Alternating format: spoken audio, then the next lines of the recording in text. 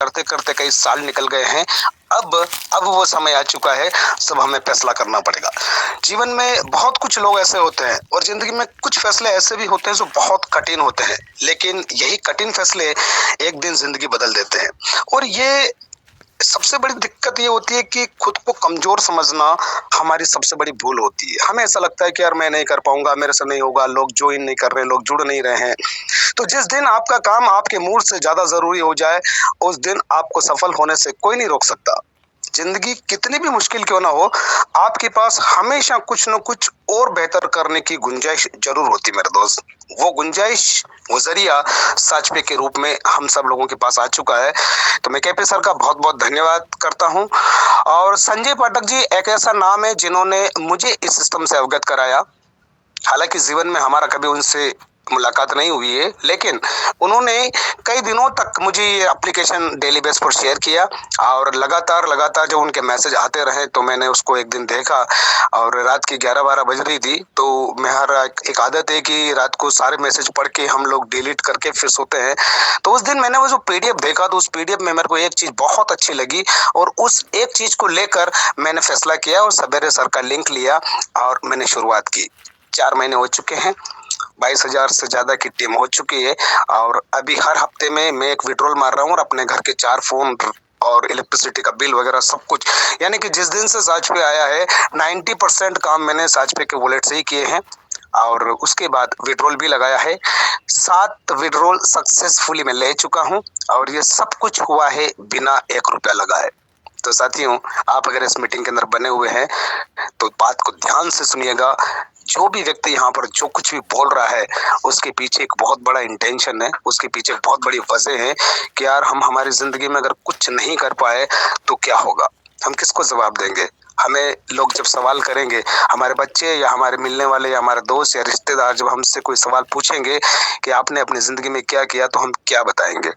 क्योंकि मौका तो आपको भी मिला है, मौका तो हमको भी मिला है, मौका हर एक व्यक्ति को मिला है सच पे में सफल होने का।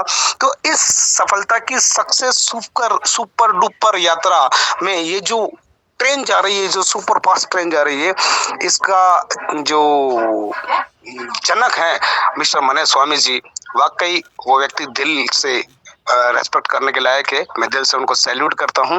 और जितने साथी इस मीटिंग के अंदर बने हुए हैं, आप सभी को भी बहुत बहुत धन्यवाद।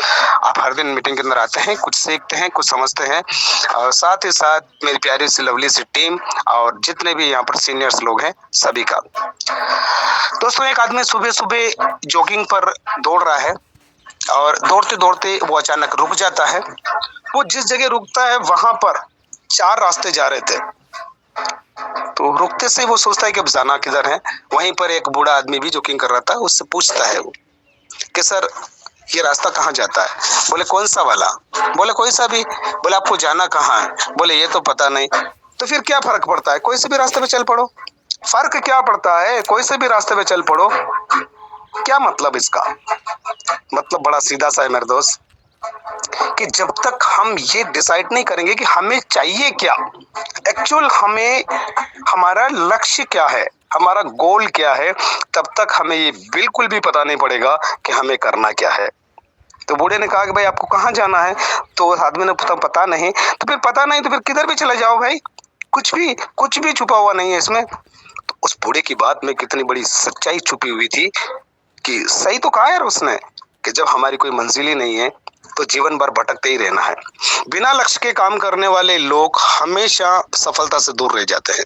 जबकि सच तो ये है कि इस तरह के लोग कभी सोचते नहीं कि उन्हें करना क्या है। एक सर्वे के अनुसार ये पता चला है दोस्तों कि जो छात्र अपना लक्ष्य बनाकर चलते हैं वो बहुत जल्दी अपनी मंजिल को पा लेते हैं, क्योंकि वो जानते हैं कि उन्हें किस रास्ते पर जाना है। स्कूल में पढ़ाई करते समय ही एक स्टूडेंट फैसला कर लेता है कि मुझे डॉक्टर बनना है, एक स्टूडेंट फैसला कर लेता है मुझे इंजीनियर बनना है, एक स्टूडेंट फैसला कर लेता है मुझे आर्मी में जाना है, मुझे पुलिस में जाना है। यानी कि उसके उस स्कूल वाले टाइम पीरियड में वो अपने दिमाग में ये डिसाइड कर चुका होता है कि मुझे जाना कहाँ है, और एक दिन ऐसा होता है कि वो वहां पर पहुंच जाता है। लेकिन वो व्यक्ति जिसका कोई लक्ष्य ही नहीं है कि एक्चुअल में लाइफ में करना क्या है। तो फिर किसी ने ये बोला तो ये कर लिया, किसी ने वो बोला तो वो कर लिया, नहीं तो कोई दुकानदारी कर ली, कोई छोटी-मोटी जॉब कर ली, फिर कोई दूसरा व्यापार कर लिया। यानी कि ऐसे ज़िंदगी भर वो लोग भटकते रहते हैं और तब तक वो भटकते रहते हैं जब तक उनके जीवन में कोई एक प्रेरणादायक व्यक्ति नहीं आ जाता केपी सर की तरह, जो उन्हें सही से एक रास्ता दिखा सके। तो रास्ता दिखाने के लिए केपी सर हैं, उमेश सर हैं, गजेंद्र सर हैं, संजय सर हैं और तमाम साथी जो इस मीटिंग के अंदर बने हुए हैं।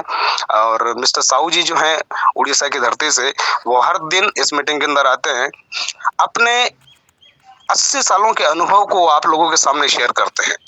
गवर्नमेंट जॉब में होते हुए, कई कंपनियों में काम करके, कई सारा पैसा कमाने के बाद एक जो कशिश उनके दिल में रह गई कि यार मैं लोगों के लिए कुछ नहीं कर पाया। मैंने तो कमा लिया लेकिन मैं लोगों के लिए कुछ नहीं कर पाया। उसके लिए उन्हें किसी एक रास्ते की तलाश थी, उन्हें किसी एक अच्छी अपॉर्चुनिटी की तलाश थी और उनको ये अपॉर्चुनिटी मिल चुकी है। ये सच पे दोस्तों, आने वाले 5 साल, सिर्फ 5 साल हम करेंगे तो भी 5 साल निकलेंगे, नहीं करेंगे तो भी 5 साल निकलेंगे। आने वाले 5 साल के बाद भारत का ऐसा कोई कोना, ऐसी कोई गली, ऐसा कोई मोहल्ला, ऐसा कोई फोन नहीं होगा जिसके अंदर, जिस मोबाइल में साच पे डाउनलोड नहीं होगा। लेकिन क्या 2030 में, यानी कि 5 साल की बात कर रहे हैं हम, 2025 में जी रहे हैं अभी, तो क्या 2030 में हमें ये मौका मिलेगा? हम जिस किसी व्यक्ति से बात करेंगे, या सोचिए अगर आपको एक धनुष बाण दे दिया जाए और कोई भी लक्ष्य ना बताया जाए और बोला जाए कि तीर चलाना है, तो आप क्या करेंगे? कहाँ तीर चलाएंगे आप? बिना लक्ष्य क्या किया हुआ काम बिल्कुल व्यर्थ चला जाता है। कभी देखा है आपने एक कांच का टुकड़ा धूप में किस तरह एक कागज को जला देता है? एकाग्रता के कारण एक ही जगह टिका के रख धूप में कागज के ऊपर एक कांच के टुकड़े को, तो उसको भी जला देता है। तो आपकी प्रगति का जो माप है, लक्ष्य, आपको एक 500 पेज की किताब लिखनी है और अब बस हर पेज पढ़ना है, तो आप कितने एक दिन में लिख पाएंगे? मेरी इस बात का इंटेंशन सिर्फ इतना है कि आपको 2025 में क्या चाहिए दिसंबर तक की मत सोचिएगा, आपको आज क्या करेंगे ये सोचना है। क्योंकि आपकी आज से कल बनता है और कल से एक वीक बनता है, एक वीक से एक महीना है, फिर एक सप्ताह, फिर एक साल बनता है। तो आज आप जो करेंगे वो उसका रिजल्ट कल मिलेगा। आज ये जितने भी वृक्ष आप देख पा रहे हैं, किसी न किसी छोटे से बीज की वजह से इतना बड़ा वट वृक्ष बन पाया है। तो अभी केवल 5-6 लाख लोग हैं, पूरा देश खाली पड़ा है। हमारी सर्विस इतनी सॉलिड है, हमारा सिस्टम इतना सॉलिड है, भारत में अभी सही प्रकार से चलने वाली कंपनियों की बहुत कमी है। और सबसे बड़ा देखेंगे कि नेटवर्कर भाई कितने पॉजिटिव होते हैं, कितने वो अग्रसर होते हैं, कितने वो सुलझे हुए लोग होते हैं, कितना उनके पास नॉलेज होता है। हमने जैसे पता चला कि यार द नेटवर्कर एक मूवी बन रही है सिनेमा जगत में, जो पूरे भारत में बड़े पर्दे पर रिलीज की जाएगी, तो हमने उसका एक वीडियो बना डाला यूट्यूब पे और दोस्तों 8000 लोगों ने उस वीडियो को देखा है 24 घंटे के अंदर। तो जो क्रांति आने वाली है, जो बाढ़ आने वाली है नेटवर्क मार्केटिंग को लेकर, उस बाढ़ में शामिल होने का वक्त आ चुका है दोस्तों। अभी तक हमने हमारा जीवन जैसे भी गुजार लिया हो, अभी तक हमने हमारी जिंदगी को जैसे भी जी लिया हो, सब कुछ भूल भुला के एक नई कहानी लिखने की शुरुआत करो और उसमें साच पे आपका सहयोगी है, साच पे आपका साथी है। बने रहें इस सिस्टम के साथ तब तक जब तक आपका सोचा हुआ काम, जब तक आपका सोचा हुआ टारगेट पूरा नहीं हो जाता। और पूरी की पूरी मीटिंग को हमेशा फॉलो करते रहिएगा, सीखते रहिएगा, सिखाते रहिएगा और डेली बेस पर निरंतर काम करते रहिएगा। वो दिन दूर नहीं, सब आप अपनी मंजिल को पा जाएंगे। तो शुक्रिया केपी सर, बहुत बहुत धन्यवाद। आइए और वापस मीटिंग को